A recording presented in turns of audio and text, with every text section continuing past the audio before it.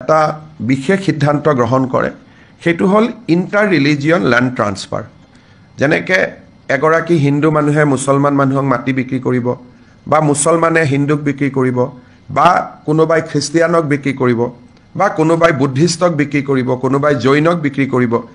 এই inter religion land cell তাক regulate কৰাৰ কাৰণে আজি কেবিনেটে এখন এছওপিৰ অনুমোদন জনায় এই অনুসৰি প্ৰথম যেতিয়া এছডিসি তাত প্ৰস্তাৱটো আহিব যে মই মাটিখিনি বিক্ৰী কৰিব খোজো যদি স্বধৰ্মৰ হয় কবলগীয়া একো নাই যদি ধৰ্ম বেলেগ হয় হিন্দুৱে মুছলমানক কৰক বা মুছলমানে হিন্দুক কৰক যদি ইন্টাৰ ৰিলিজিয়ন হয় তেতিয়াহলে প্ৰস্তাৱটো মাটিডোখৰ সত্য হয় নে নহয় মাটিৰ মালিক হয় নে নহয় যিখিনি সাধাৰণ পৰীক্ষা সকলো মাটিৰ ল্যান্ড ট্ৰান্সফাৰ হলে কৰে তাক কৰাৰ পিছত প্ৰস্তাৱটো ডিসি অফিচলৈকে প্ৰেৰণ কৰিব ডিসিয়ে প্ৰস্তাৱটো লগে লগে ৰেভিনিউ ডিপাৰ্টমেণ্টত পঠাই দিব চৰকাৰত ৰেভিনিউ ডিপাৰ্টমেণ্টত এজন নোডেল অফিচাৰ থাকিব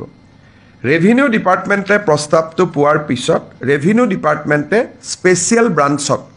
অসম পুলিচৰ স্পেচিয়েল ব্ৰাঞ্চলৈকে প্ৰস্তাৱটো প্ৰেৰণ কৰিব স্পেচিয়েল ব্ৰাঞ্চে চাৰিটা বিষয় চাব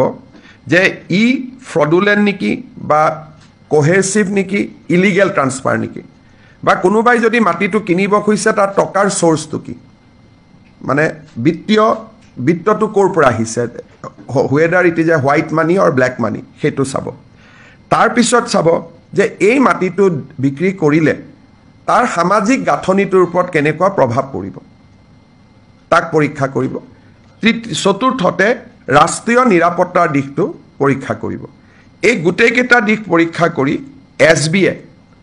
আকৌ চৰকাৰক নিজৰ কথাখিনি লিখি জনাব চৰকাৰে কথাখিনি ডিসিক জনাব আৰু ডিসিয়ে মাটিটো বিক্ৰী কৰিব দিম বা নিদিম তাৰ ওপৰত ডিসিয়ে সিদ্ধান্ত ল'ব এই আজি সমাহৰ পৰা ল্যান্ড ট্ৰান্সফাৰ কেছবিলাক বহুতখিনি চৰকাৰতো পেন্ডিং হৈ আছিল এই এছওপিখন যোৱাৰ পিছত আমি এই এছওপি মতে সিদ্ধান্ত আমি ল'ব পাৰিম এই ব্যৱস্থাটো ষ্টেটৰ বাহিৰৰ এনজিঅ'ৰ ক্ষেত্ৰতো প্ৰয়োগ হ'ব যোৱা কেইটামান দিনত আমি দেখিছো যে কেৰালা আদিৰ পৰা বহুত এনজিঅ' আহি অসমত মাটি কিনিছে আৰু তেওঁলোকে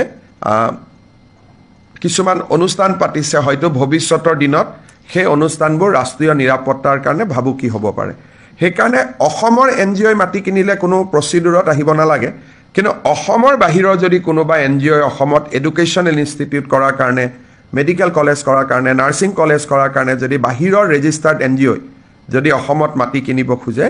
এই সেম প্ৰচিডুৰৰ মাজেদি তেখেতসকলো যাব লাগিব